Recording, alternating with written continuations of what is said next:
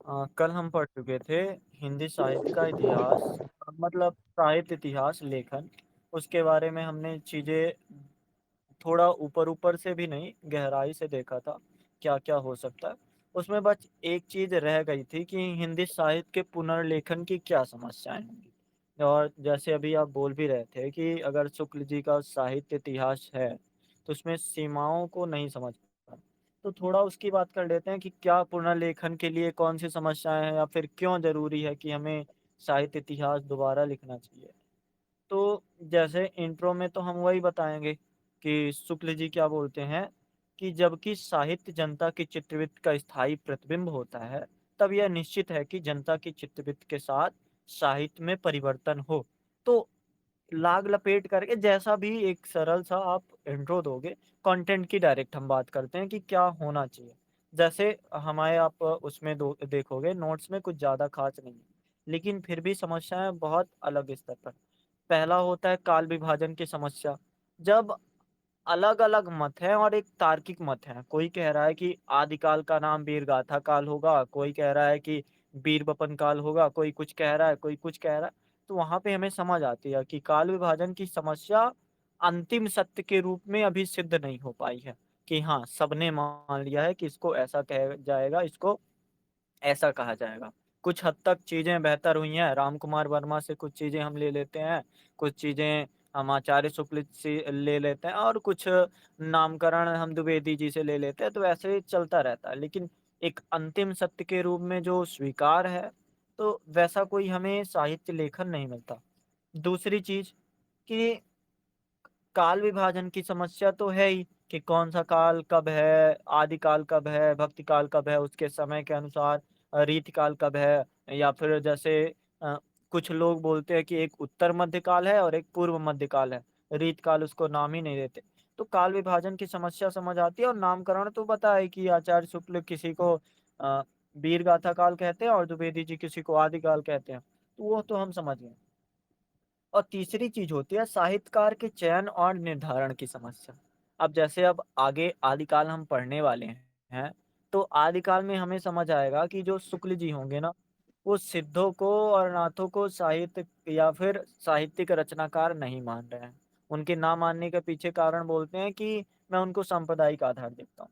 तो थोड़ा-सा एक साहित्यकार और कार के चयन या निर्धारण की समस्या तो दिखती है। और तीसरी चीज़ होती है मूल्यांकन की समस्या। किसी इतिहासकार की वास्तविक शक्ति रचना, रचनाकारों और रचना प्रवृत्ति के मूल्यांकन से ही प्रकाश में आ पाती है।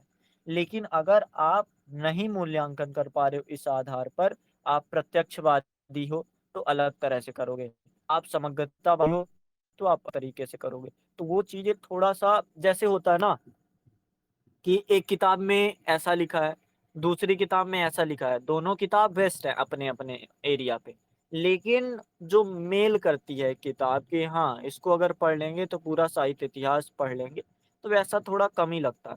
इतिहास लेखन की पद्धति की समस्या, जैसे अ, ये बताओ शुक्ल जी का कौन-सा पद्धति है? कौन से तरीके से ये इतिहास लेखन करते हैं? सर वो वैज्ञानिक पद्धति के आधार पर कभी देखते हैं सर और हाँ। ऐसा वैज्ञानिक। शुक्ल जी जो हैं वैज्ञानिक तरीके से अध्ययन करते हैं और युग परक विभाजन के आधार पर भी कई प्रवृत्तियां हैं कि इस काल के आधार पर देखते हैं और हमें दिखता ही है कि अलग-अलग आधार पर प्रवृत्तियां दिखती हैं। तो हम किस पद्धति को अपनाएं, किस चीज को मानें?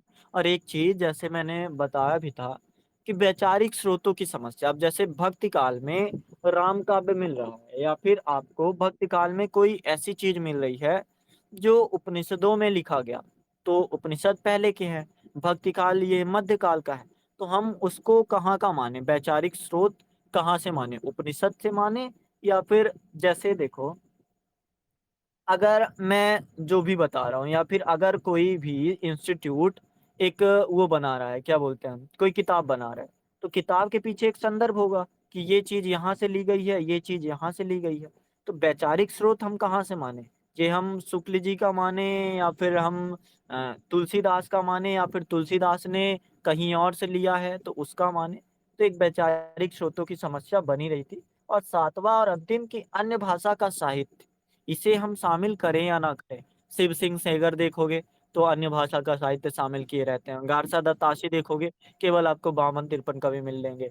जो 82 वैष्णव की वार्ता है, उसमें आप जैन साहित्यकार हो जो खड़ी हिंदी तो तब तक विकास हुई नहीं थी। केवल मतलब ऊपरी रूप दिखता था। तो हम अन्य भाषा का अगर साहित्य में समावेश करते हैं, तो क्या वो हिंदी साहित्य का इतिहास रहेगा? क्या हम वाङ्मय वाङ्मय बताया था ना, जो संस्कृत के ग्रंथ होते हैं उनको वाङ्मय बोला जाता है। तो क्या जो वाङ्मय है, इनको हमें लेना चाहिए या नहीं लेना चाहिए? तो ये सारी समस्याएँ बनी हुई हैं, और अगर इन्हीं समस्याओं का एक सुलझा रूप हम लेंगे, तो बेहतर तरीके से, हालाँकि हमें कुछ और चीज़ें नहीं करनी है, जैसे नारी विमर्श, दलित विमर्श, ये सब तो ठीक ही है, इसको भी शामिल करेंगे, क्योंकि जनता की चित्तवृत्तियाँ आगे बढ़ती चली जाती हैं। लेकिन ये जो 7 समस्याएँ मैंने गिनाई, इनको आप रख के देखोगे ना, तो समझ आएगा कि हाँ, ये समस्या है, और कंक्लूड ऐसे ही कर दोगे। ठीक है? अब आगे बढ़ें? 8 से पहले कब? 7:30 कर दें? नहीं सर, 7:30 तो बहुत पहले हो जाएगा। दिन 7 बजे डूब रहा है ऑलमोस्ट। हाँ, वैसे 10 दिन बाद कर सकते हो 7:30, अभी तो थोड़ा 8 बजे ठीक है। अब आदिकाल पर आ जाएँ? हाँ सर। देखो, आदिकाल पे अपने सिलेबस पे ज़्यादा कुछ ख़ास नहीं है, पर हम थोड़ा गहराई से समझ लें एक अ, चीज़ कि क्या है आदिकाल के पीछे क्या प्रवृत्तियाँ रहीं, शुक्ल जी कौन-सी धारणा लेके आदिकाल को देखते हैं, हजारी प्रसाद द्विवेदी क्या देखते हैं, कैसे नामकरण हुआ, कैसे सीमा निर्धारण हुआ, ये सब देखना ज़रूरी है या फिर हम आगे बढ़ जाएँ? जैसा कहो। समझा? देख लेते हैं सर, इसको भी थोड़ा देख लेते हैं और थोड़ा और अच्छा हो जाएगा। हाँ। देखो, क्योंकि हम डायरेक्ट अगर सिद्ध साहित्य में जाएँगे, नाथ साहित्य में जाएँगे, तो हम उतना पकड़ नहीं पाएँगे। थोड़ा हम देखते हैं कि आदिकाल की शुरुआत कब से मानी जाती है, क्या-क्या एक लोगों का माइंडसेट था, जहाँ पे वो बड़े-बड़े जो थे ना, ग्रियर्सन वगैरह, महावीर प्रसाद द्विवेदी वगैरह, अगर सबका एक विस्तृत नज़रिया हम देखेंगे, तो हम समझ पाएँगे कि आदिकाल बेहतर तरीके से क्या है। ठीक है। देखता हूँ 7:30 कर दूँगा, अभी तो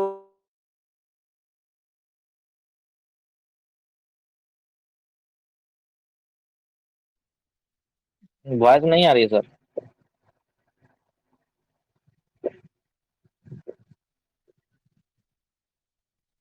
तो अब हेलो। आ जाए।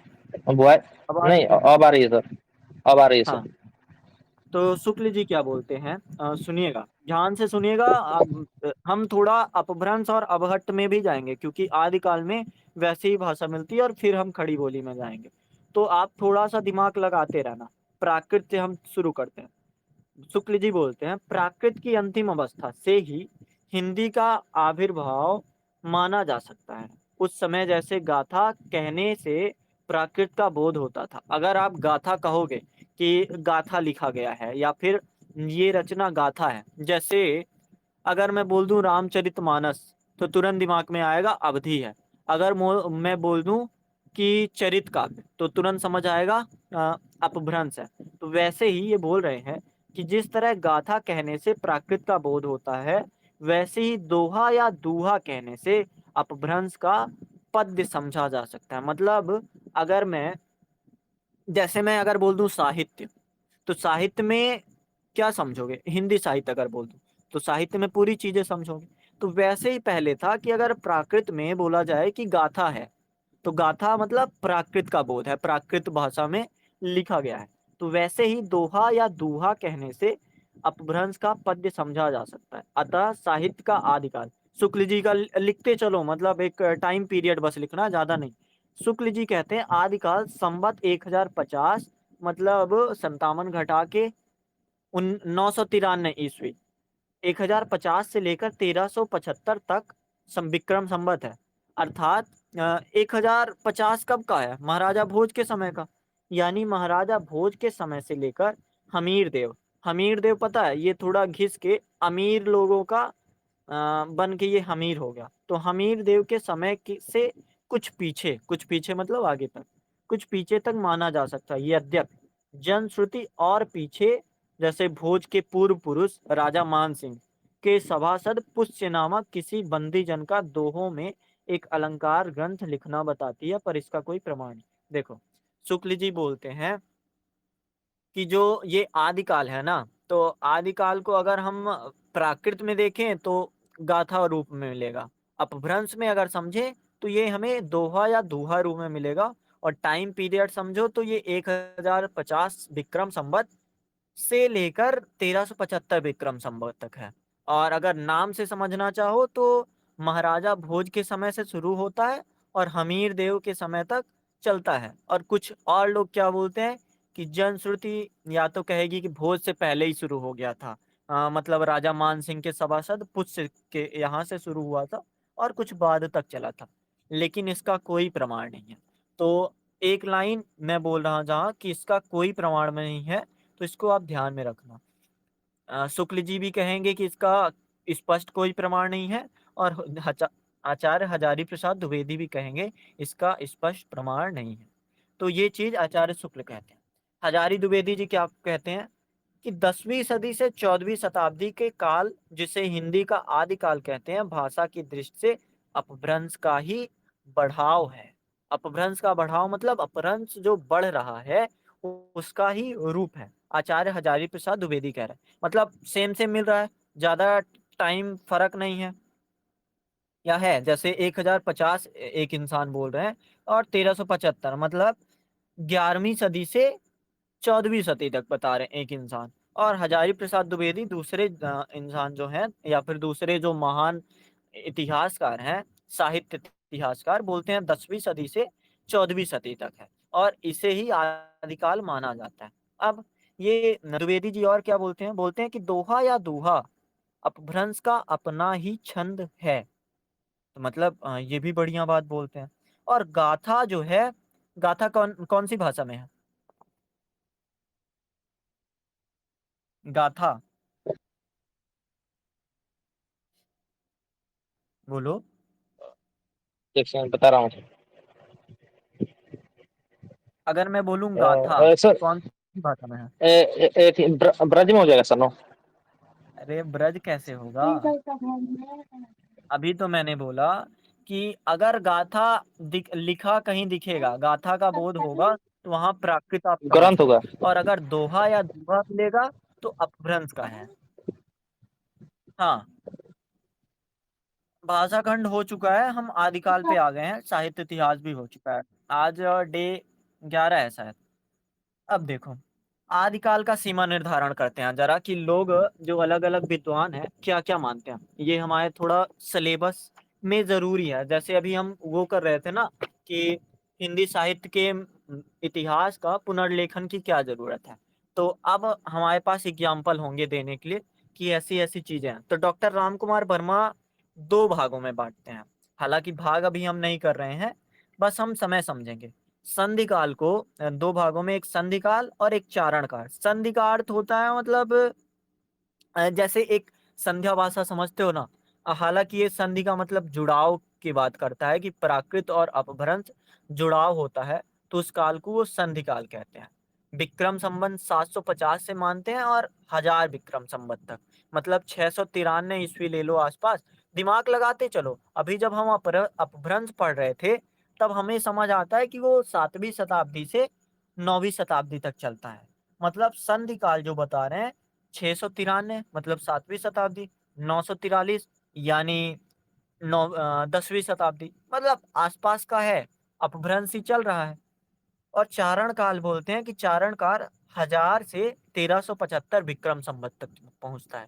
यानी चारण काल में जो काव्य हैं जैसे विद्यापति वगैरह के हो गए या स्वयंभू वगैरह के हो गए, तो जैसे हम चारण काल देखते हैं तो जो इनके टाइम पीरियड के हिसाब से है तो वो अवहट्ट का समय हो जाना चाहिए। लेकिन आदि काल में हम अपभ्रंश से शुरुआत करते हैं और धीरे धीरे जब हम 10वीं शताब्दी के क्रॉस जाते हैं, 14वीं शताब्दी तक जाते हैं, तो खड़ी बोली आरंभ हो जाती है खुसरो की भाषा में, जितना अपने सिलेबस में भी है। तो राम कुमार वर्मा वर्मा का ये मानना था कि संधिकाल 750 से 1000 तक है और चारण काल 1000 से 1375 तक है। राहुल संस्कृतायन क्या मानते हैं? इनका थोड़ा सा सबका अलग अलग मत है। राहुल संस्कृतायन बोलते हैं कि 828 या फिर 826 विक्रम संवत से 1357 विक्रम संवत, मतलब 9वीं से 14वीं सदी बोलते हैं लगभग। हजारी प्रसाद द्विवेदी क्या बोलते हैं, 1057 विक्रम संवत से 1457 तक। ये भी आसपास का वही मानते हैं कि 10वीं सदी से इसको 57 माइनस करोगे तो वो वही आएगा, हजार हजार मतलब 999 भी मान सकते हो। तो ये वही बोलते हैं कि 10वीं सदी से 14वीं शताब्दी तक इस काल को आदिकाल मैं मानूंगा। गणपत चंद्र, अच्छा ये बताओ, गणपत चंद्र ने किस क्या क्या बोलते हैं, किस पद्धति में लिखा था साहित्य? परंपरावादी आधार पर, वैज्ञानिक आधार पर, किसी और पद्धति के आधार पर? कल ही पढ़ा है ना, तो जो कल पढ़ा है तो हाँ। उसको रिवीजन करना चाहिए।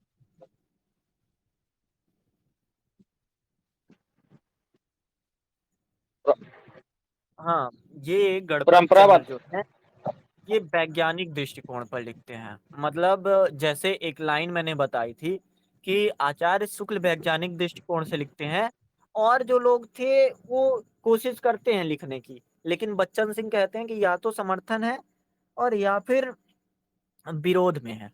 लेकिन जो गणपत चंद्र लिखते हैं ये वैज्ञानिक आधार पर लिखते हैं, और आचार्य शुक्ल के वैज्ञानिक आधार को आमूल चूल आधार पर परिवर्तित करके सामने लाते हैं उसको। और शुक्ल जी का टाइम बता दो जरा, कब से कब तक बोलते हैं ये आदिकाल? 1050 से 1375 विक्रम संवत, मतलब 57 घटा के देख लो तो 973 से 1300 कितना होगा? 57 घटेगा 60 घटा दूं तो 15, 15 3 18, हाँ 1318 के आसपास आएगा। तो ये चीज उसमें मिलती है। अब नामकरण के आधार पर देखते हैं कौन लोग क्या बोलते हैं। रिकॉर्ड सुन लेना एक बार, मैं जल्दी जल्दी से आगे बढ़ता हूँ थोड़ा, हम फिर सिद्ध साहित्य शुरू करते हैं। नामकरण के आधार पर आदिकाल को कौन कौन से नाम से जाना जाता है? जैसे जॉर्ज ग्रियर्सन क्या बोलते हैं इसको, याद है?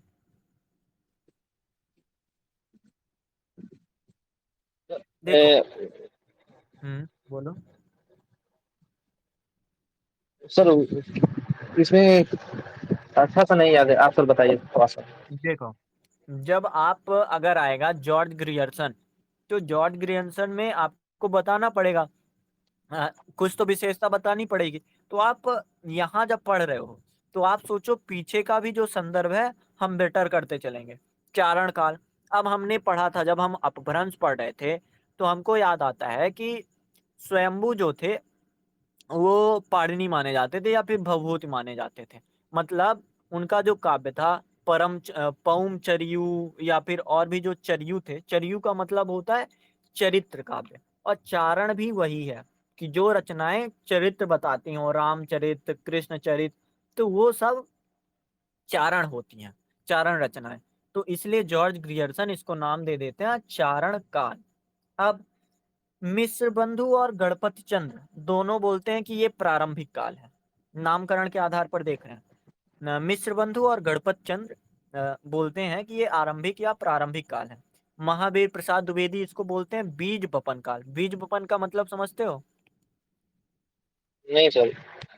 अर्थ से समझो, बीज बपन, बपन का मतलब सोच लो कि बोना, और बीज तो बीज होता है, तो जहां से भाषा उगती है तो वही होगा। तो महावीर प्रसाद द्विवेदी उसको भाषा का उगना मानते हैं। जैसे स्वयंभू को, स्वयंभू ही थे नहीं, शायद कोई लेखक हैं, तो उनको भाषा की जड़ या फिर भाखा की जड़ बोला जाता है। तो हम थोड़ा सा रिलेट करके चलेंगे कि उस काल को बीज बपन काल महावीर प्रसाद द्विवेदी बोल रहे हैं, तो उसको वही समझ रहे हैं कि ये भाषा की जड़ के आसपास है। रामचंद्र शुक्ल क्या बोलते हैं आदिकाल को? शुक्ल जी का तो पता होना चाहिए कम से कम। क्या सर इसमें बता, उधर देख रहा था कुछ। क्या सर? शुक्ल शुक्ल जी आदिकाल को वीर गाथा काल बोलते हैं। क्यों बोलते हैं यही बता दो चलो। क्योंकि उसमें सर रस है, सॉरी सॉरी वीरता उसमें है सर। हाँ, क्योंकि वो वैज्ञानिक दृष्टिकोण से चीजों को परखते हैं, और एक वैज्ञानिक दृष्टिकोण वाला इंसान, जैसे जिस चीज की अधिकता होगी, श्रृंगार रस भी है, वीर रस भी है, भक्ति रस भी है, हर तरह के रस मिलेंगे यहाँ पे। जैसे बीज वपन इसीलिए नाम दिया गया है क्योंकि हर तरह के रस मिलते हैं, लेकिन जो वीर रस है काफी अधिक मात्रा में मिलता है। तो रामचंद्र शुक्ल जी इसको मात्रा के आधार पर वैज्ञानिक दृष्टिकोण से देख के कहते हैं ये वीर गाथा काल हो गया। सिद्ध सामंत काल, मतलब सामंतवादियों का ये काल था और सिद्धों का काल था, इसको बोलते हैं राहुल संकृताएं कि ये सिद्ध सामंत काल है। विश्वनाथ जी इसे वीर काल बोलते हैं, वही लगभग रामचंद्र शुक्ल से मैच खाता हो। राम कुमार वर्मा क्या बोलते हैं, अभी मैंने 5 मिनट पहले बताया था। देखो रट्टा मारने की जरूरत नहीं है, बस दिमाग लगाओ कि रामकुमार वर्मा जब समय निर्धारण कर रहे थे तो दो आधार पर उसको बांटते हैं, एक संधि काल, एक चारण काल। संधि मतलब कि अपभ्रंश और अपहट और प्राकृत का मेल हो रहा है, तो मेल हो रहा है मतलब संधि काल। और चारण काल मतलब जैसे जॉर्ज ग्रियर्सन बोलते हैं कि चरित्र काव्य अधिक लिखे गए हैं, तो इसलिए वो चारण काल हो जाएगा। द्विवेदी जी इसको आदिकाल बोलते हैं और हमारे सिलेबस में भी आदिकाल ही लिखा है और हम आदिकाल ही पढ़ रहे हैं। रसाल जी जय काव्य काल बोलते हैं और धीरेन्द्र वर्मा अपभ्रंश काव्य काल बोलते हैं। तो अब बताओ अगर मैं पूछूं कि आदिकाल में किस भाषा की प्रमुखता होगी।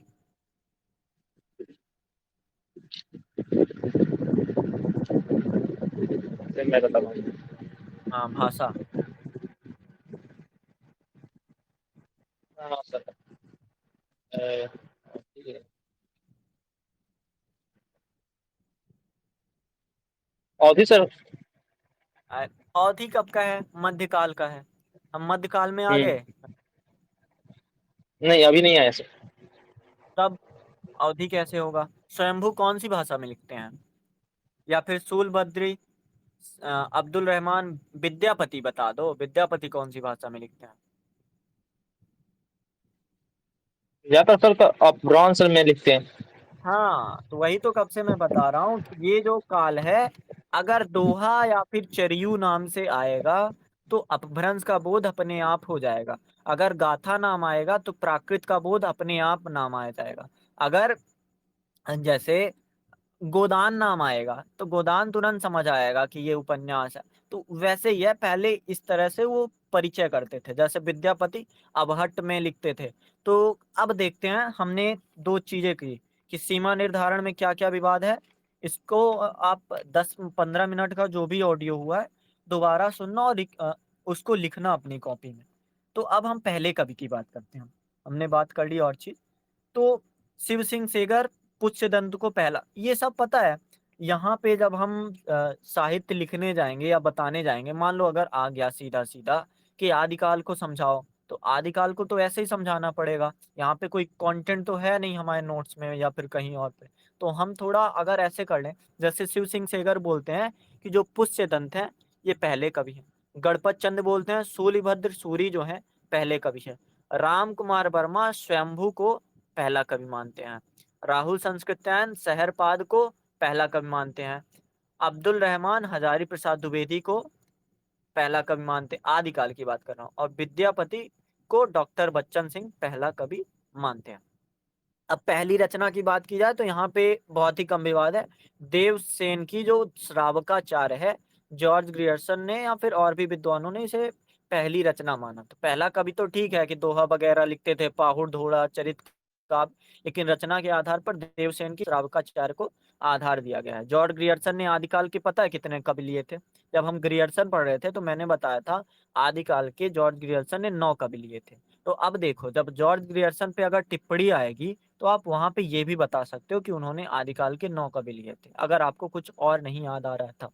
मिश्र बंधु ने पहले 19 कवि लिए थे और बाद में 75 कवि लिए थे। अब शुक्ल जी इसको क्या बोलते हैं, जैसे शुक्ल जी नाम भी बहुत देते थे ना, तो शुक्ल जी इसको बोलते हैं अनिर्दिष्ट लोक प्रवृत्ति का युग। निर्दिष्ट का मतलब होता है कि जिसके बारे में हमें कुछ पता है, तो अनिर्दिष्ट का मतलब क्या हो जाएगा। इसके बारे में कुछ पता नहीं है सर। हाँ जिसके बारे में हमें साफ साफ सटीक सटीक कुछ नहीं पता है। तो शुक्ल जी इसको ऐसा बोलते हैं, क्योंकि देख रहे हो कितना विवाद है, आदिकाल में जितना विवाद है उतना और कहीं पे विवाद नहीं है। तो शुक्ल जी इसको बोलते हैं अनिर्दिष्ट लोक प्रवृत्ति का युग। द्विवेदी जी इसको बोलते हैं अत्यधिक विरोधों और व्याघातों का युग। मतलब जितना अधिक से अधिक विरोध हो सकता है, जितना अधिक से अधिक व्याघात किया जा सकता है, वो यही युग है, आदिकाल ही। और हरदेव बाहरी इसको अपभ्रंश का स्वर्णकाल बोलते हैं। मतलब अपभ्रंश में जितनी रचनाएं आपको मिलेंगी, चाहे चरित्र काव्य हो, चाहे पाहुड़ दोहा हो, या फिर चाहे गाथा भी कुछ कुछ हो, तो वो भी आपको धीरे धीरे मिलने लगेगा। संस्कृत के काव्य भी आपको अपभ्रंश में कहीं कहीं संदर्भ बीच में आता दिखेगा। अब हम डायरेक्ट कवि की बात करते हैं कि कौन से कवि सबसे पहले आते हैं, जैसा कि सिलेबस में भी है। हालांकि डायरेक्ट यहाँ पे सिद्ध साहित्य के कवियों से शुरू किया गया है, हम थोड़ा समझते हैं।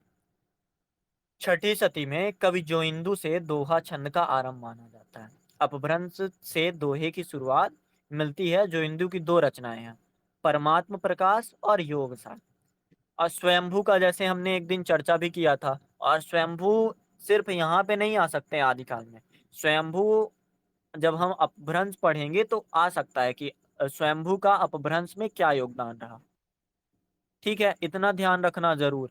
ये पता है, क्वेश्चन में कुछ ज्यादा खास करना नहीं है, लेकिन बहुत ही सरल हो जाएगा आपके लिए कि अगर आपने यहाँ भी स्वयंभू को पढ़ा है और पहले भी स्वयंभू को पढ़ा है, तो आप दोनों को मिलाओगे। एक तो भाषा के स्तर पर बताओगे कि अपभ्रंश में क्या रहा, और दूसरा उनकी जो विशेषता थी कि जैन परंपरा के पहले कवि, तो हम जैन साहित्य समझ रहे हैं थोड़ा, जैन परंपरा के पहले कवि माने जाते हैं, लगभग 783 ईस्वी माना जाता है।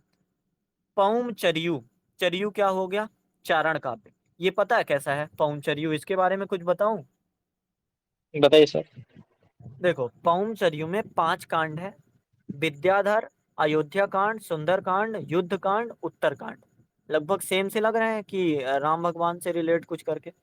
हालांकि भगवान नहीं, राम से रिलेट करके, श्री राम से कह दो। तो राम हाँ, को क्या किया, पहले तो सब कुछ किया है, और उत्तर कांड में पौमचर्यू में राम को जैन में निर्वाण प्राप्त करते हुए दिखाया है। मतलब जैसे होता है ना कि हम जब पढ़ रहे थे कि किसी भाषा का विकास कैसा होता है, तो उसमें एक आधार था कि उसका जो साहित्य होता है ना, वो भी थोड़ा मदद करता है। तो धार्मिक आधार पर अगर उसको बदलना चाहो, तो पौमचर्यू किस भाषा में लिखा जाएगा, आम जन की भाषा में। तो आम जन की भाषा क्या रही होगी?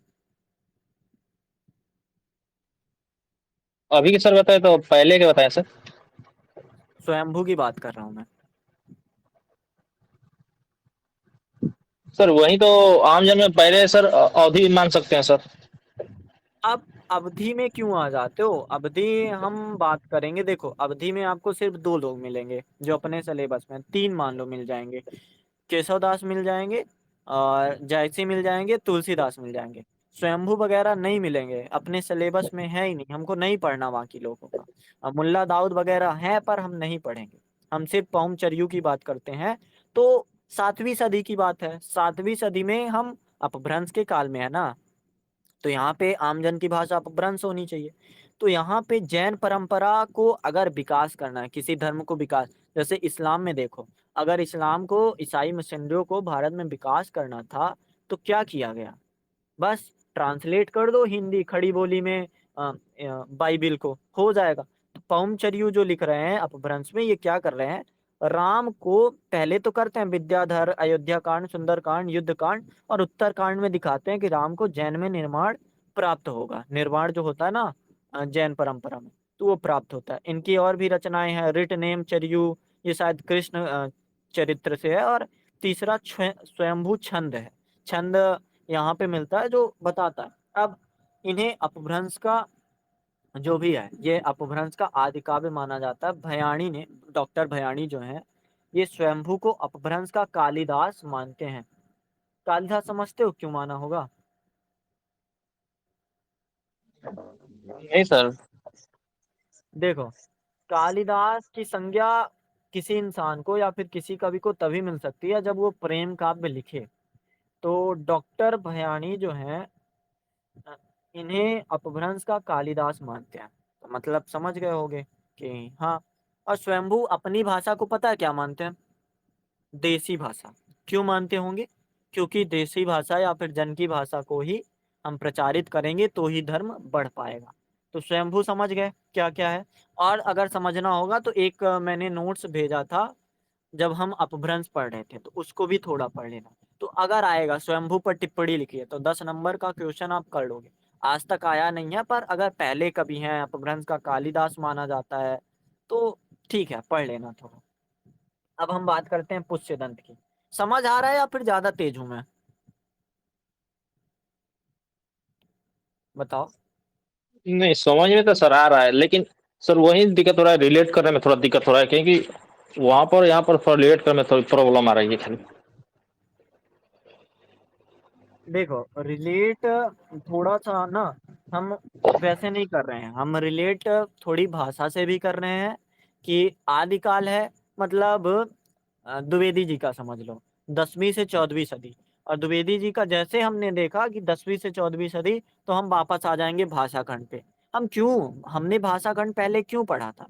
इसीलिए कि थोड़ा हम रिलेट कर पाएँ। 783 ईस्वी अगर लिखा है स्वयंभू प्रथम कवि जैन परंपरा के, तो हम समझ रहे हैं कि अपभ्रंश होगा और चीज़ें ऐसी होगी कि देसी भाषा। इसको अगर मैं भाषा की जड़ बोल दूँ या फिर भाषा जहाँ से शुरू हुई है, अपभ्रंश का कालिदास अगर भयाणी बोल रहे हैं उन्हें, तो एक आधार तो होगा। तो इस चीज़ को आप रिलेट करना, और मैं नोट्स भेजूँगा तो उससे आप समझना।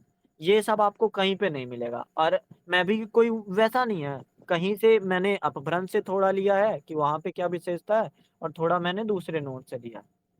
अब डायरेक्ट बात करते हैं पुष्यदंत की। तो शिव सिंह सेगर जो हैं, पुष्यदंत, पुष्य या फिर पुण्य को 3 नाम मिलते हैं, सब मतलब अलग-अलग चर्चा है। जैसे अभी शुक्ल जी कह ही रहे थे ना, जो निर्विदिष्ट का काव्य है या फिर बहुत ही विरोध है। तो इनको पहला कवि मानते हैं। पहले पुष्यदंत शैव थे। अब देखो, जैन परंपरा वाले लोग क्या कर रहे हैं कि शैव धर्म में जो थे, उनको ही जैन में बदल रहे हैं। ऐसे ही तो हुआ है विकास, मतलब यही तो काल है आदिकाल, जिसमें जैन परंपरा का विकास तेजी से होता है, बौद्ध धर्म का विकास तेजी से होता है। 7वीं 6वीं सदी तो ही है। तो पहले ये शैव थे, मतलब शिव भक्त, बाद में ये जैन हो गए। सेंगर ने इन्हें 7वीं सदी का माना और शुक्ल जी ने इन्हें 9वीं सदी का माना। और जो सर्वमान्य है, तो लोग कहते हैं कि ये 10वीं सदी के। इनकी रचना देखो, तो 63 महापुरुष गुणा अलंकार, ऐसा नाम बोल दूंगा अगर, तो मुश्किल होगी। लेकिन समझो कि एक रचना आपने सुनी होगी, 82 वामन की वार्ता, 82 वैष्णव की वार्ता, सुना होगा। सुना है सर। हाँ, तो इन्होंने एक रचना की, 63 महापुरुष गुणा अलंकार। 63 मतलब 63 समझो, पुरुष मतलब महापुरुष समझो, और गुणा अलंकार मतलब गुणों के अलंकार का गायन किया जाना। मतलब जो 63 महापुरुष थे, उनके गुणों का या फिर गुणा अलंकार का गायन इस महापुराण में हुआ। तो ये क्या लिख रहे हैं? चारण काव्य भी तो लिख रहे हैं। चरित्रों का गुणगान होना किसी भी इंसान के, या फिर 63 महापुरुषों के चरित्रों का गुणगान होना चारण काव्य ही तो है। इन्होंने और चारण काव्य कौन सा लिखो, ड़य कुमार चरियु, कोई ड़य कुमार थे, उनका चरित्र लिखा है। जसहर चरित्र, चरियु, चरियु नाम होता था, चरित्र नहीं होता था, त्रा का उ कर देते थे, या फिर पहले ऐसे संयुक्त शब्द ही नहीं थे। तो जसहर चरियु, तो ये काव्य हमें मिलते हैं। अब देखो, जैसे शुक्ल जी क्या बोलते हैं कि इसके अलावा भी 2 और रचनाएं इनकी मिलती हैं, आदि पुराण और उत्तर पुराण, जो चौपाई छंद। अभी तक हम देख रहे कि दोहा छंद केवल मिल रहा है अपभ्रंश भाषा में, लेकिन यहाँ पे चौपाई छंद भी मिलता है। और एक चीज आप और भी ध्यान रखना, कि अगर आए गलती से आ जाए कि अपभ्रंश का साहित्यिक विशेषता बताओ, तो हमने साहित्यिक विशेषता में क्या बोला था कि जब हम आदिकाल पढ़ेंगे तो साहित्यिक विशेषता समझते चलेंगे। तो यही तो साहित्यिक विशेषता है, कवियों के बारे में, उनके ग्रंथों के बारे में। दोहा चल रहा है, चरित्र काव्य चल रहा है, अब चौपाई छंद भी। अच्छा ये बताओ, चौपाई छंद में कितनी कितनी मात्राएं होती हैं, पता है? नहीं सर, पता नहीं है मुझे। चौपाई छंद में 16-16 मात्राएं होती हैं। तो इनकी जो चौपाइयां हैं या फिर इनके जो चौपाई छंद है, इनमें 15-15 मात्राएं हैं, 16 नहीं हो पाई हैं। तो ये चीज हमको मिलती है। और इन्होंने, जैसे एक होता है ना, अभी अगर करंट में देखो, तो कुछ लोग जो कविता वविता गाते हैं, वो अपने से पेन नेम रख लेते हैं, या फिर अपने से अपने को उपाधि दे देते हैं कि जैसे अविनाश इलाहाबादी, ऐसा कुछ नाम अपने से दे देते हैं। मतलब कवि हो तो उपाधि होना जरूरी है, तो अपने से अगर उपाधि दोगे तो उपाधि का ज्यादा महत्व नहीं होता। तो इन्होंने अपने से उपाधि दी थी अपने को, अभिमान मेरु, काव्य रत्नाकर और कवि कुल तिलक। हाँ, 16-16 होती है, लेकिन इनकी रचनाओं में 15-15 चौपाई छंद थे। तो इन्होंने अपने से अभिमान मेरु, मेरु का मतलब होता है कि रीढ़, या फिर आप अपभ्रंश की रीढ़ समझो, तो ये एक अभिमान, और अभिमान को हम घमंड समझेंगे क्योंकि अपने से दिया। मतलब वैसे नहीं करना है कि डिस्क्राइब कर रहे हैं, पर सुन के रखो। इन्होंने काव्य रत्नाकर भी अपने को बोला और कविकुल तिलक भी अपने को बोला। लेकिन डॉक्टर भयाणी ने मतलब इनको भवभूति की उपाधि दी। भवभूति को जानते हो क्या किया है भवभूति ने? देखो, भवभूति जो थे वो करुण रस के बहुत ही बड़े रचनाकार थे। मतलब करुण रस को बताना हो, जैसे रस छंद में चीजें बताते थे भवभूति, लेकिन करुण रस को और बेहतर तरीके से बताते थे। एक वाक्य मिलता है, उत्तर रामचरिते करुण रस प्रतिपादते। उत्तर रामचरित में करुण रस का प्रतिपादन होता है, तो वो भवभूति ही नहीं किया था। तो इनको भी अपभ्रंश का भवभूति माना जाता है। मतलब इन्होंने क्या किया होगा, करुण रस से जुड़े हुए काव्य लिखे होंगे। तो अब एक सवाल आता है कि आदिकाल में जैसे सिद्धनाथ साहित्य में आएगा या फिर रासो काव्य में आएगा कि वो श्रृंगार रस से युक्त काव्य है या फिर वीर रस से युक्त काव्य है। तो अगर इनकी रचना पे आता है तो हमें पता है कि इनका करुण रस से जुड़ा हुआ काव्य है। आगे बढ़ते हैं। डॉक्टर तगारे ने क्या बोला कि ये मराठी की जननी भाषा है। मराठी की जननी भाषा समझ रहे हो, कि मराठी जहां से उद्भव होती है, तो इनकी जो हैं हमारे पुष्यदंत, तो इन्हीं की भाषा है। तो अगर कभी गलती से आ गया, मराठी भाषा कौन से में होगी, जैसे मराठी पर अभी विवाद भी है कि नहीं है? अगर करंट को ले लो तो मराठी पर विवाद है। तो आप जब, अगर क्वेश्चन आएगा हिंदी साहित्य में, तो आप इंट्रोडक्शन में थोड़ा सा बांधने का प्रयास करोगे कि ये चीजें, तो आप वहां पे बता देना कि डॉक्टर तगारे ने इनकी भाषा को, क्या नाम है, नाम भूल जाता है, पुष्यदंत की भाषा को मराठी की जननी भाषा कहा है। वहीं से जन्म होती है और विवाद यहाँ तक चला आता है। ऐसा जो भी जोड़ना हो, जैसा भी क्वेश्चन की लैंग्वेज हो, तो एक लाइन आप याद रख लो, डॉक्टर तगारे मराठी की जननी भाषा कहते हैं। कि इनके जो भी 63 महापुरुष अलंकार, अक्षय कुमार चरियो, जसर चरियो, आदि पुराण, उत्तर पुराण, तो यहीं से कुछ ना कुछ वो है। और सेगर, शिव सिंह सेगर, इनकी भाषा को भाखा की जड़ बोलते हैं। भाखा की जड़ का मतलब समझा दो अब। भाखा की जड़ अगर मैं बोल रहा हूँ, भाखा को भाषा मान लो। भाखा की जड़ मतलब क्या, जड़ मतलब क्या, यही तो बताओ। जो सर शुरू माने सर शुरू से उत्पन्न हुई उस। हाँ, शुरू से उत्पन्न हुई। जैसे अभी हमने सेगर का देखा था ना, तो शिव सिंह सेगर इन्हें पहला कवि मानते हैं। तो भाषा की जड़ मानना या भाखा की जड़, सा का खा हो जाता था, तो भाखा की जड़ मानना का मतलब वही हुआ कि इन्हीं से सब शुरू हुआ है। जैसे चौपाई छंद यहीं शुरू करते हैं, और करुण रस के प्रतिपादक मान लो, या फिर 63 महापुरुष गुड़ा अलंकार हुआ है, तो वहां पे हम देख रहे हैं, जब साहित्य देख रहे थे तो वहां पे बहुत कुछ ऐसा मिल रहा था। तो अब मानेंगे। अब आगे आते हैं धनुपाल पर। तो मुंज ने इन्हें सरस्वती की उपाधि दी, धनपाल को। 10वीं में भविष्यत कहा। भविष्यत कहा, आप जैसे अगर ट्रांसलेट करो तो ये भविष्य कथा हो जाएगा, इसकी रचना। और याकोबी, जो अंग्रेजी, शायद अंग्रेजी विद्वान थे या फिर फ्रेंच थे, याकोबी ने इसका संपादन किया है, भविष्यत कहा का। लोक कथा का वर्णन होता है। और देखो, एक चीज होती है ना कि आदिकाल को मैं साहित्य नहीं मानता। कौन कहते हैं? आचार्य शुक्ल जी कहते हैं कि आदिकाल को मैं साहित्य नहीं मानता क्योंकि ये सांप्रदायिक आधारों पर लिखी गई है। तो धनुपाल का यहाँ पे कोट कर देना, या फिर धनुपाल की रचना भविष्यत कहा का कोट कर देना, जहाँ बहुविवाह, बहुविवाह मतलब बहुत से विवाहों के दुर्प्रभाव को बताया गया है, एक तरह से सिद्ध होता है कि शुक्ल जी की जो बात है वो 100% सत्य नहीं है। यहाँ पे ऐसी चीजें भी हमें मिलती हैं। इसको आप साहित्य मानने से नकार भले दो, लेकिन सवाल तो उठेगा। तो ये चीज मिलती है। अब देखो, यहाँ पे होगा, फ्लो नहीं बन रहा है, चीजें नहीं सुधर रही हैं, लेकिन एक एक जो पॉइंटर हैं छोटे छोटे भी, वो इंपॉर्टेंट बनेंगे। आप उसको अगर याद रखोगे, अगर क्वेश्चन से रिलेट कर पा रहे होगे, कि सवाल तो आते ही हैं कि जो सिद्ध साहित्य है या फिर नाथ साहित्य है या फिर आदिकाल ही है, तो इसको साहित्य की श्रेणी में पूरी तरीके से रखा जाए या नहीं? तो सिद्धनाथ को नहीं रखते हैं और लगभग शायद ये जैन से रिलेटेड होंगे या फिर सिद्धों का तो लिखा नहीं है मैंने हालाँकि। पर आप ऐसे एग्ज़ाम्पल दे सकते हो कि आदिकाल की रचना या फिर जैसा भी है बना पाओ आप। जिनदत्त सूरी क्या बोलते हैं? मतलब इनकी रचना है एक रास काव्य परंपरा।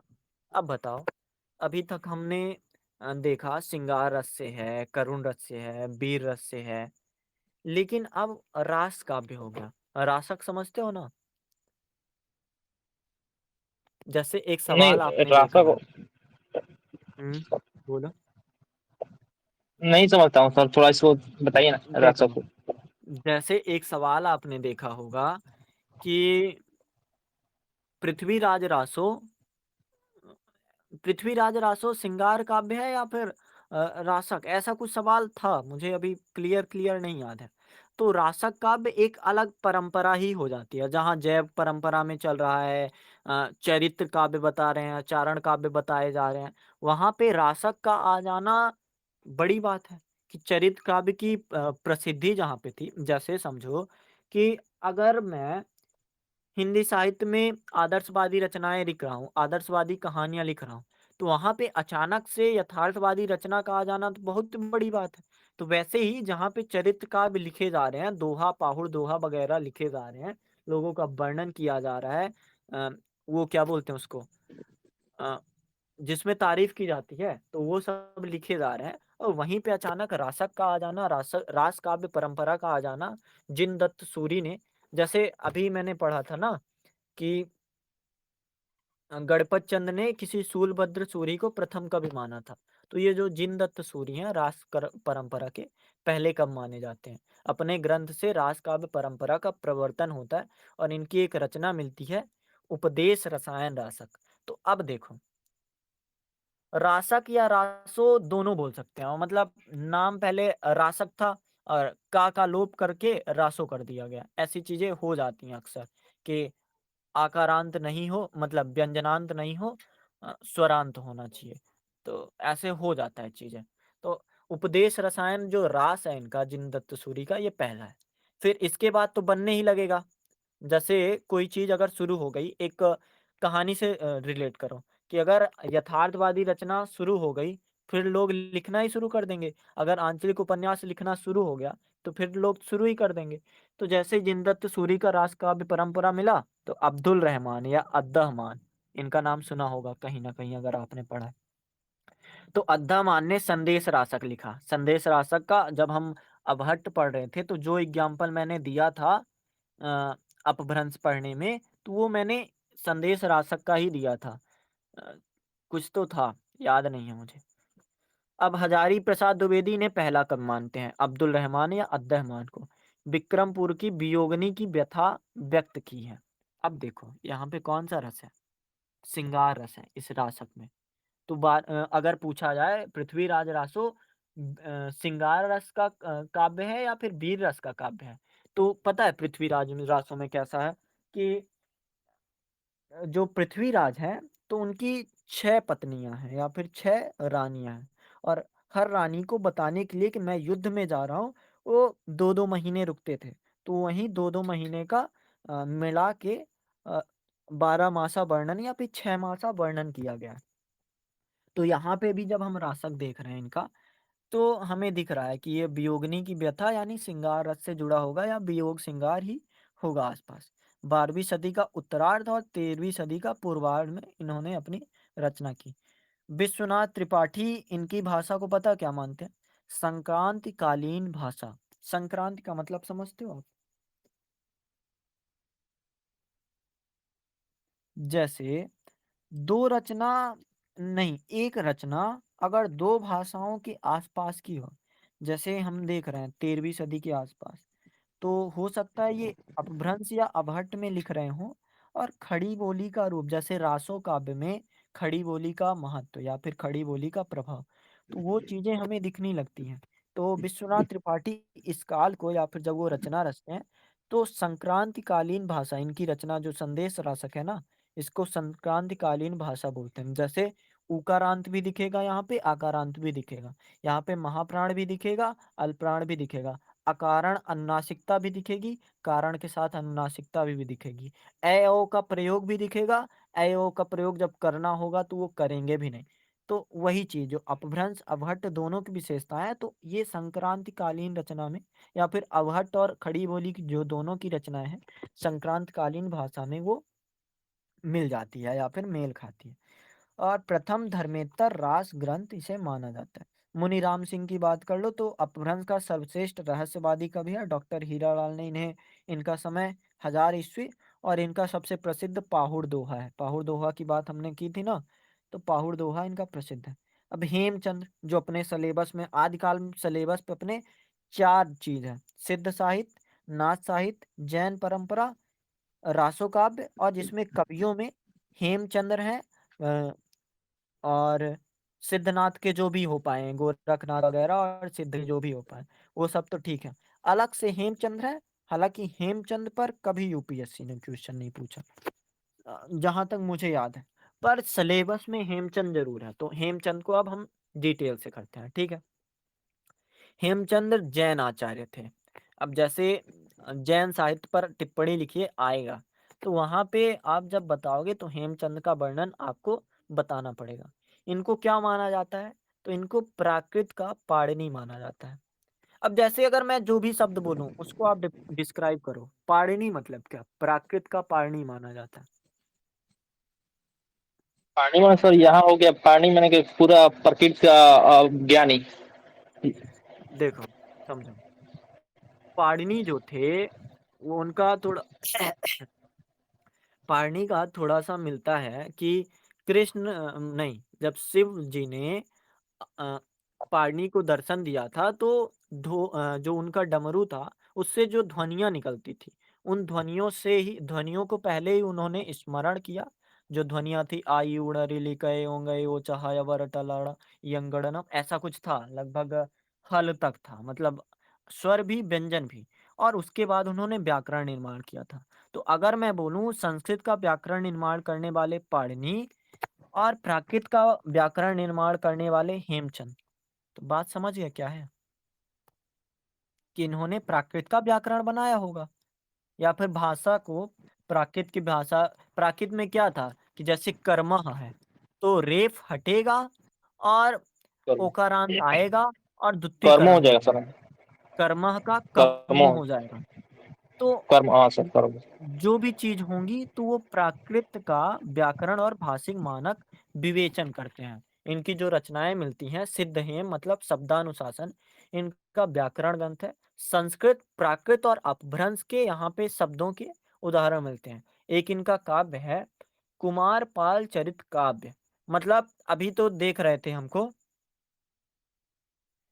अभी तक हम क्या देख रहे थे कि अपभ्रंश की जितनी भी रचनाएं मिलती हैं वो हमको काव्य के रूप में मिलती हैं, लेकिन इनका जो कुमार चरित्र काव्य है इसमें अपभ्रंश के पद्य भी मिलते हैं। अभी प्राकृत शुरू हुआ तो यहाँ पे ये चीज मिलने लगती है। इनका और भी रचना है, जैसे योग शास्त्र हो गया, छंदानुशासन हो गया, देसी नाम माला, नाम माला का वही मतलब समझ लो कि व्याकरण का ही उन्होंने बनाया है।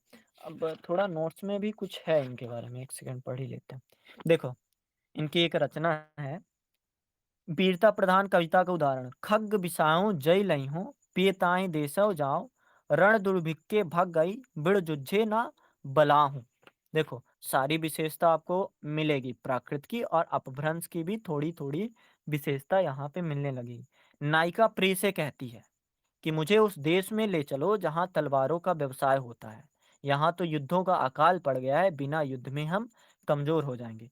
वीरता व आत्मसम्मान की, भला हुआ जो मारिया, मतलब अच्छा हुआ जो मर गया, बहनी मारा कंतु, लज्जेज तू बयसियहूँ जय भग्गा घुरवंतु। मैं तो लज्जा से ही मर जाती जो घर लौट कर आता या फिर कायर बन के लौट आता। अच्छा हुआ मारा गया, मतलब एक स्त्री, पत्नी अपने अ, पति या फिर किसी सखी से कहती है अच्छा हुआ मारा गया, जो अगर युद्ध में हार कर लौटा होता तो मैं लज्जा से मुंह ना दिखा पाती। मतलब वीर रस देख रहे हो किस लेवल पर है। श्रृंगार रस भी मिलता है, जैसे देखो जब राजकाज का समय है ना, तो आप जितनी भी कहानियाँ पढ़े होंगे, वहाँ पे वीर रस भी मिलेगा, श्रृंगार रस भी मिलेगा। जैसे हम जब मध्यकाल में आते हैं, जायसी का पढ़ते हैं पद्मावत, तो वहाँ पे वीर रस अच्छे से है। लेकिन श्रृंगार रस कमी नहीं है कहीं पे, नागमती का वियोग हो या फिर रतन सेन का वियोग हो या पद्मावती का वियोग हो, अलग स्तर पर है। तो श्रृंगार प्रधान, सिर जरखंडी लो अड़ी, गली मठियड़ा न बीस, 20 20 क्या हुआ है? विंशति का बदलकर 20 हुआ है, यानी ये संख्यावाचक विशेषण बनने लगा था प्राकृत में। अगर ये अपभ्रंश अगर ये संस्कृत रहा होता तो यहाँ पे विंशत लिखा होता। तो हम समझ रहे हैं कि हाँ मिल रहा है। ये सब दोहा आप कोट कर देना, देखो इसमें स्वयंभू भी है, पुष्पदंत भी है, तो इनको आप कर लेना। अब हम आगे आते हैं, जैसे क्रम से कर रहे हैं ना, तो क्रम से ही चलते हैं। अब आते हैं बररुच। तो बररुच ने एक रचना रची थी, प्राकृत प्रकाश, जो प्राकृत का व्याकरण ही है। तो उन्होंने प्राकृत प्रकाश रचा था। और सोमप्रभ सूरी ने कुमारपाल प्रतिबोध रचा था, जिसमें अपभ्रंश के दोहे मिलते हैं। जैनाचार्य मेतुरंग ने प्रबंध चिंतामणि रचा था, जो दूहा विधा में है। दूहा विधा मतलब दोहा विधा में है। मतलब अब देखो 1304 में अच्छे से मिलने लगा। और एक चीज है प्राकृत पेंगलम। तो एक जो राहुल संस्कृतायन है, इसको मानते हैं कि ये जज्जल ने लिखा था। और एक जो हमीर रासो है, इनको मानते हैं सारंगधर ने लिखा है। और शुक्ल जी कहते हैं कि ये अच्छे कवि और सूत्रकारक थे। अब आते हैं हम डायरेक्ट सिद्ध पे। ठीक है, इतना समझ गए, ज्यादा समझने की जरूरत नहीं है, बस आप सुने रहो कि ये चीजें हैं हमारे पास। अब डायरेक्ट आते हैं हम सिद्ध काल में। शुरू करें या फिर कुछ और? सिद्धों की संख्या देखो, जैसे सिद्धों की संख्या 84 थी, और इनका जो मेन एरिया था श्री पर्वत था। संधा भाषा समझते हो क्या है? जैसे एक सवाल आएगा कि सिद्धों की संधा भाषा समझाओ, तो संधा भाषा का अगर एक लाइन में बोलना हो, एक वाक्य में, तो क्या बोलोगे? संधा भाषा क्या है? आज पढ़ के नहीं आया क्या आप? नहीं, कुछ कारण से सर चले गए थे, नहीं पढ़ पाया। हाँ हाँ, तो मैं रिलेट करवाता हूँ, आप कोशिश करना। संध्या का समय सुना है? सर। जहाँ पे सूरज बिल्कुल लाल होता है, लेकिन ना तो वो रात होती है, ना तो वो दिन होता है। ठीक है, ना तो रात होती है ना तो दिन होता है, संध्या होती है, जहाँ पे सूरज लाल होता है, सूरज की लालिमा होती है। तो ये समय है सिद्धों का, 14वीं सदी मान लो आसपास। तो ना तो ये पूरी तरह से अपभ्रंश अपहट होगी, और ना ही पूरी तरह से हिंदी होगी। तो कौन सी भाषा होगी? संधा भाषा होगी। तो इसी का प्रभाव अब देखो, 15वीं सदी के आसपास जब कबीर लिखते हैं, तो उनका हो जाना चाहिए, खड़ी बोली हो जाना चाहिए, या फिर कोई और बोली हो जाना चाहिए। लेकिन सिद्ध और नाथ परंपरा का जब प्रभाव पड़ता है इन पे, योगियों पे, तो ये संधा भाषा का यूज करते हैं। ना तो पूर्ण तरह से एक भाषा होती है, ना तो पूर्ण तरह से दूसरी भाषा होती है, दोनों भाषाओं का मेल होता है। तो वही है कि ना तो पूर्ण अपभ्रंश, ना तो पूर्ण हिंदी, और निर्गुण कवि प्रभाव भी इन पर पड़ता है। अब एक चीज आपने सुना होगा, पंचमाकार।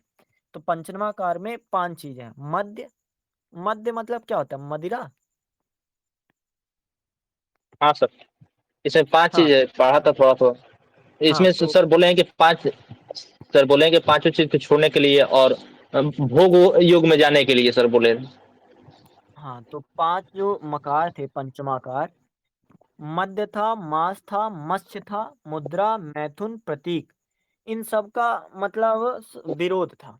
और ये प्रतीक कहाँ से मिलते हैं? वज्र यानी शाखा से।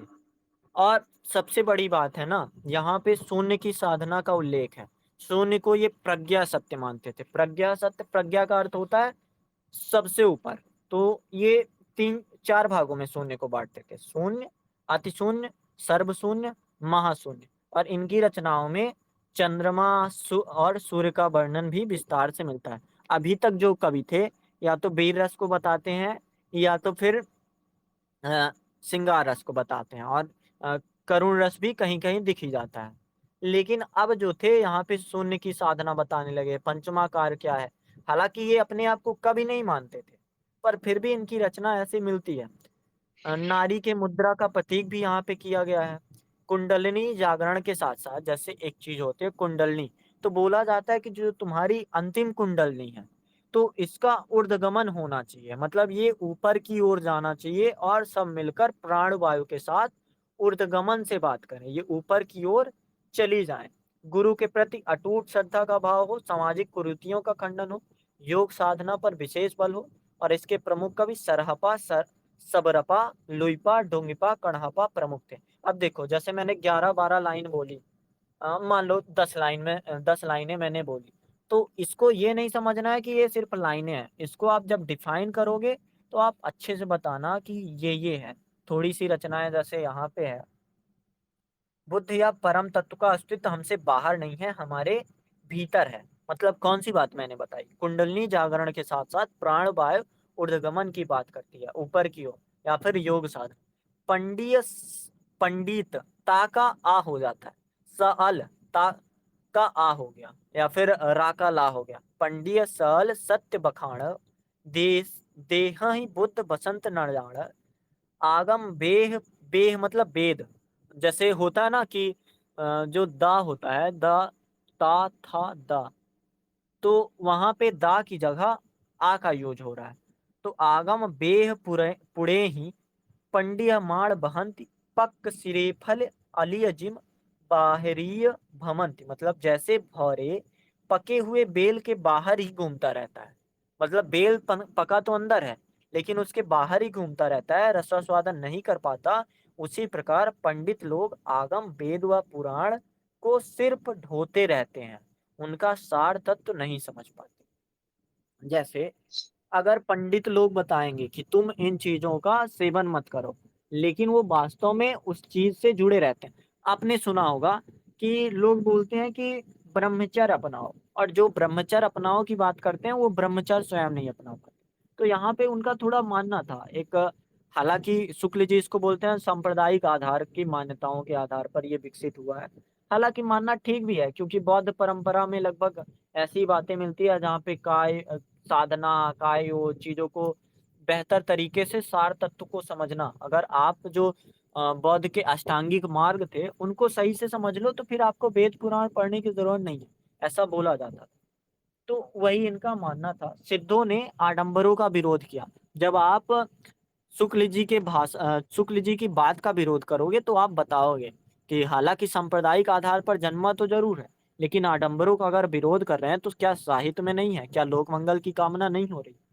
और शून्य पर आधारित साधना जैसे बताया 4 प्रकार के शून्य, अति शून्य, सर्वशून्य, महाशून्य।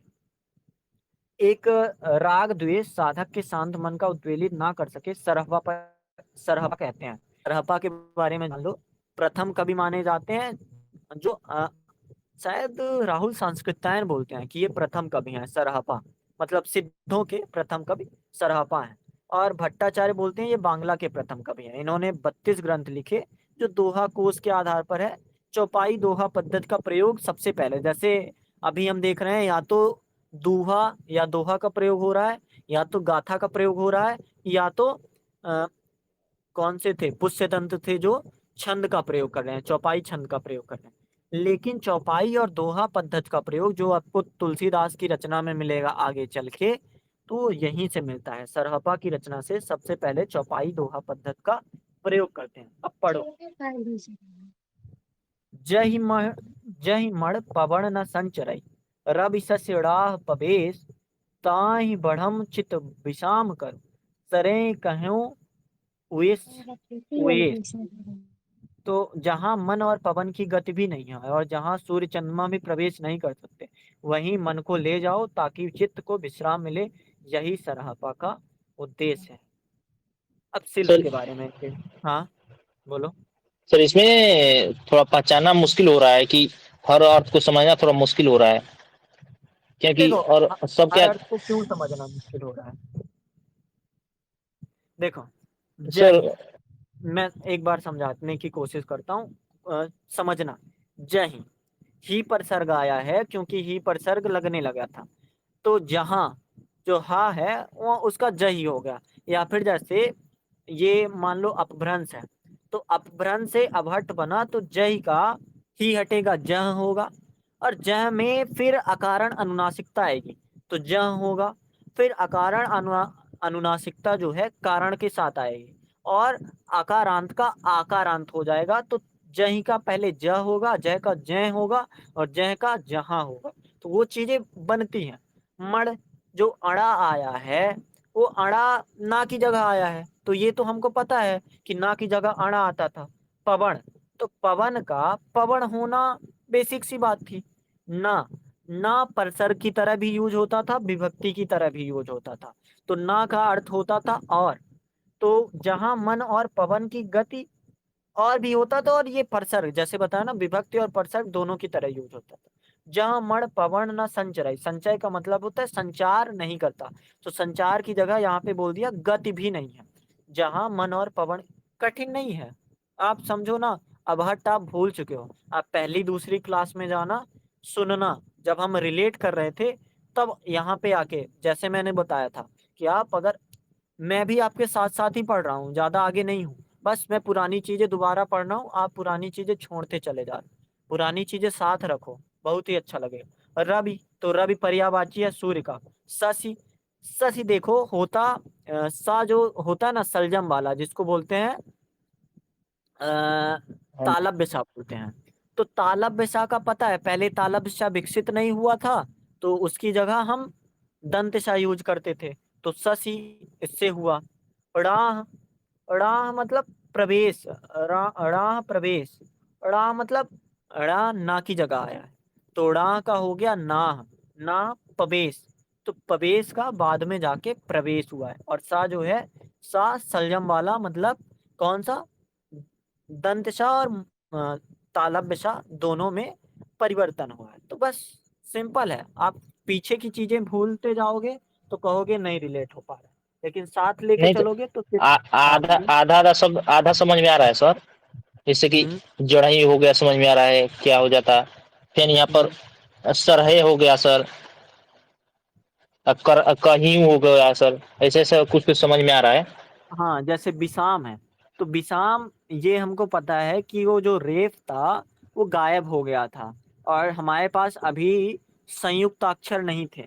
जैसे मैं लिख के बताता हूँ, जैसे सा है और रा है। ठीक है, एक सेकंड।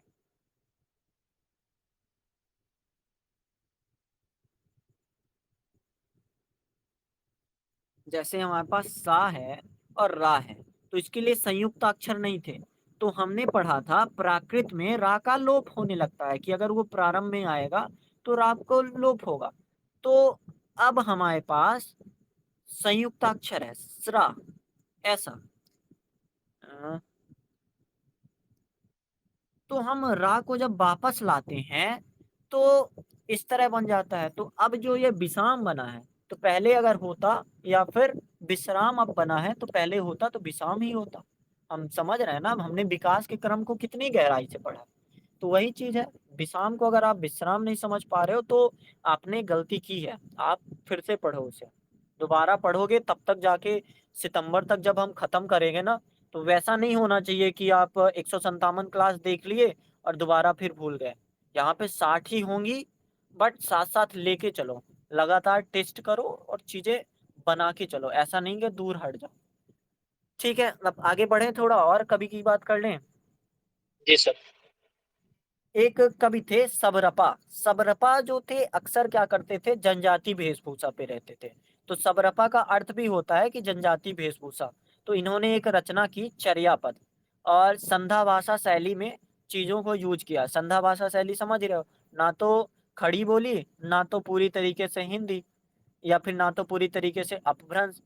और इनकी जो शैली थी, दृष्टकूट शैली थी। दृष्टकूट शैली का अर्थ होता है कि वो एक, क्या होता है दृष्टिकूट शैली, कल मैं बताऊंगा क्या होता है दृष्टिकूट शैली, मुझे भूल गया।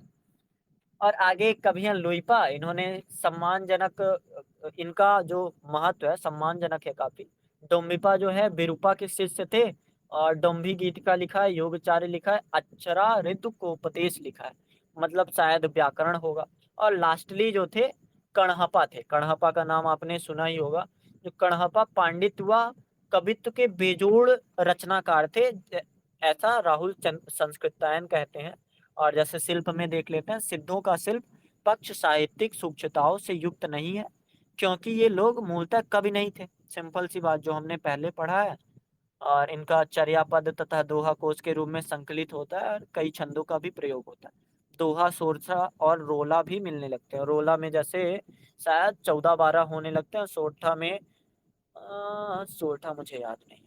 निष्कर्ष, कुल मिलाकर सिद्ध काव्य धारा हिंदी साहित्य का एक अत्यंत महत्वपूर्ण धारा है, जिसने न केवल वर्ण व्यवस्था, धार्मिक आडंबरों का विरोध करते हुए एक समता मूलक चीजें की। और लुइपा की अगर 830 में इनका वो हुआ था, चर्या पद जो है ना, चर्या गीत, तो इन्होंने का तरुवर पंच बिडाल, चंचल चिए पैठो काल, दिट करिए महासुई परिणाम, लुई भणे गुरु पुच्छे जान। तो ये सब मैं भेज दूंगा आपको, आप टेंशन मत लो। तो लगभग सिद्ध साहित्य खत्म हो गया, और आदिकाल को भी हम बेहतर तरीके से समझ चुके हैं। अब हम कल करेंगे नाथ साहित्य। जैन साहित्य लगभग हमने समझ लिया ही है। एक दो कवि अगर करने होंगे, हेमचंद जैसे हमने कर ही लिया है, स्वयंभू हमने कर ही लिया है, सब चीज हमने कर ही लिया है। तो अब बस इतनी सी बात है, थोड़ा और करेंगे। और फिर उसके बाद क्या है, पृथ्वीराज रासो है। तो नाथ साहित्य और पृथ्वीराज रासो, दो चीज बचा है। तो उस दो चीज को हम खत्म करेंगे, ठीक है। जैन काव्य में जो कवि थे, तो कवियों को बता दिया है, हेमचंद्र और स्वयंभू और पुष्यदंत। अब कवि के बाद थोड़ी सी हम जैन साहित्य की बात कर लेंगे, अगर जरूरत पड़ी तो। फिर जब हम आएंगे तो खुसरो की थोड़ी बात करेंगे, विद्यापति की बात करेंगे, और रासो काव्य की बात करेंगे। इतना बात करके हो जाएगा खत्म, ठीक है। आज का बस करें। हाँ सर, इसमें इतने कवियों को याद करना जरूरी है, फिर उसको रिलेट करना जरूरी है, फिर ये दिक्कत देखो सर हो रही है कि। देखो हाँ समझो, सर। कवियों से क्वेश्चन कभी नहीं आएगा, लेकिन अगर साहित्यिक विशेषता पूछ लेगा ना, तो कवि का हमें नहीं पता रहेगा कि कवियों की क्या विशेषता है। तो हम साहित्यिक विशेष, जैसे अगर पूछे अवधि की साहित्यिक विशेषता, तो तीन चीज हम बोल सकते हैं कि सरल, सहज, और ठीक है, अच्छी है। लेकिन बाद में हमें सहायता लगेगी कवियों की, कि अवधि में जो कवि रचना करते थे, क्या विशेषता थी भाषा की, कवियों कैसे यूज कर पाते थे। तो वैसे ही है कि अगर सिद्ध साहित्य पर टिप्पणी लिखे आ गया, तो थोड़ा तो हम जान रहे हैं कि सिद्ध साहित्य ये है, ऐसा ऐसा है, पंचमाकार है, जो है। लेकिन कभी नहीं जानते रहेंगे, तो थोड़ा सा दूरी हो जाए। तो उस चीज में हमें काम करना है, और ठीक है, हमने कर भी लिया है लगभग सिद्ध साहित्य में। अब नाथ करेंगे। जैन के तीन कवियों की बात हमने जब वॉइस नहीं आ रही है सर।